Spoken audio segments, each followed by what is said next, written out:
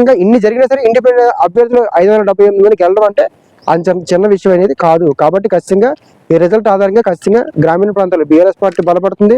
అదేవిధంగా ప్రభుత్వ వ్యతిరేకత కొంత బీఆర్ఎస్కి, కొంత బీజేపీకి, కొంత ఇండిపెండెంట్ అభ్యర్థికి.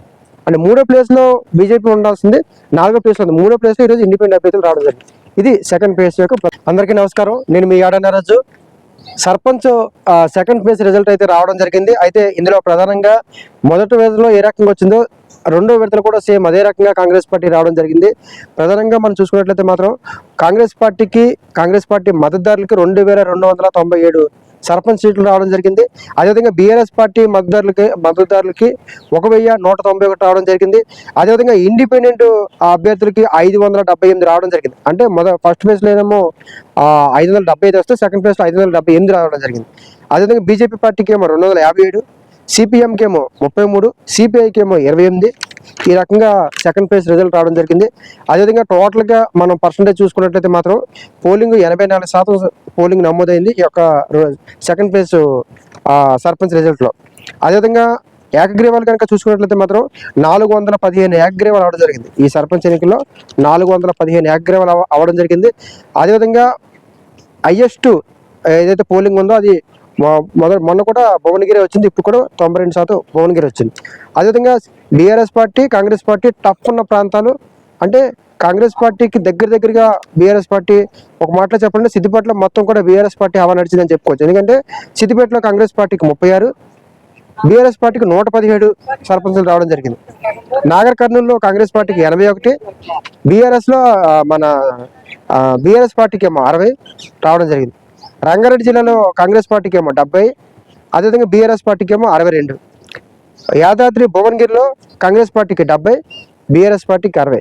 మొన్న సర్పంచ్ రిజల్ట్లో బీఆర్ఎస్ పార్టీ 9 జిల్లాల్లో హవా కొనసాగితే సెకండ్ ప్లేస్లో మాత్రం కేవలం 4 జిల్లాలు మాత్రం హవా కొనసాగించింది.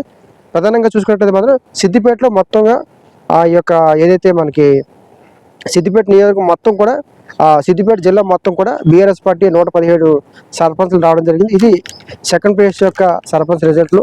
ఇందులో ప్రధానంగా బీఆర్ఎస్ పార్టీ కంటే బీఆర్ఎస్ పార్టీ సెకండ్ ప్లేస్లో ఉండడం జరిగింది. అంటే మొదట వచ్చిన రిజల్ట్ లాగానే.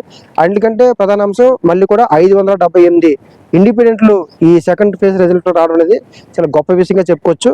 కాబట్టి ఏదైతే ఈ రిజల్ట్ ఉందో గ్రామీణ ప్రాంతాల్లో ఇండిపెండెంట్ అభ్యర్థులు గెలుస్తున్నారు, గ్రామీణ ప్రాంతాల్లో బీఆర్ఎస్ పార్టీ కూడా బలపడుతుంది. సో ఈ అంశం అనేది ఖచ్చితంగా కాంగ్రెస్ పార్టీకి రేపు ఛాలెంజెస్గా మారే అవకాశం ఉంటాయి. అంటే కేవలం కాంగ్రెస్ పార్టీ అధికారంలో ఉంది కాబట్టి అన్ని ఎన్నికల్లో వాళ్ళ హవా కొనసాగుతుంది అనుకోవడం పొరపాటు అవుతుంది. ఎందుకంటే ఇందులో ప్రత్యేకంగా ఏకగ్రీవాలు కూడా ఎక్కువ 415 ఏకగ్రీవాలు అయ్యాయి. సో ఈ 415 ఏకగ్రీవాల్లో కొన్ని ఇండిపెండెంట్లు కూడా ఉండొచ్చు. కాబట్టి పార్టీ పరంగా అంటే ఇండిపెండెంట్లు కూడా గెలిచి ఉండే అవకాశాలు ఉంటాయి. అలాంటి వాటిలో కూడా ఏకగ్రీవాలు చేశారు. సో ఆ రకంగా చూసుకున్నట్లయితే మాత్రం ఇది కూడా ఒక ఏకగ్రీవాల్లో కూడా కొన్ని ఇండిపెండెంట్కి, కొన్ని బీఆర్ఎస్ పార్టీకి, కొన్ని కాంగ్రెస్కి, కొన్ని బీజేపీ కూడా వచ్చే అవకాశం ఉంటాయి.